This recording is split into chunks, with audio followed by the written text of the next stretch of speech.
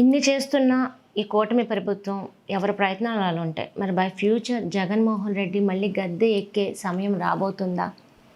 మళ్ళీ సీఎం అంటే ఫ్యూచర్ ఎవరం కనలేము, కానీ అలా ఉండబోతుందా? చేయగలరా? వస్తారా?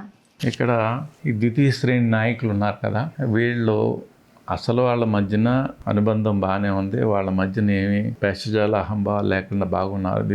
తృతీయ శ్రేణి నాయకులు ఎమోషనల్గా వీళ్ళు రియాక్ట్ అయ్యి విభేదాలు తీసుకురాకుండా ఉండి మంచిదనేది నా సూచన.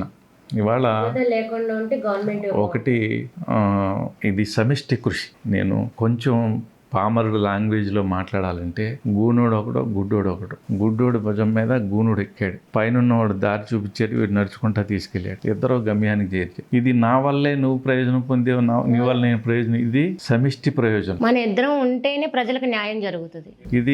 ఇది అర్థం చేసుకోవాలి. విభేదాలు సృష్టిస్తే పొంచున్నది అవకాశవాదం. ఇప్పుడు పెట్టపోరు పిల్లి తీర్చిందంటారు. అలాంటి అవకాశం ఇవ్వకుండా ఒకసారి చూసాం, ఎంత విధ్వంసం చూసాం. ఇవాళ చూడండి మీరు, గుంటూరు విజయవాడ చుట్టుపక్కల ఒక కళ కనిపిస్తూ ఉంది. లాస్ట్ ఇయర్ ఈ టైంకి అక్కడ పడినట్టు ఉంది ఇదంతా.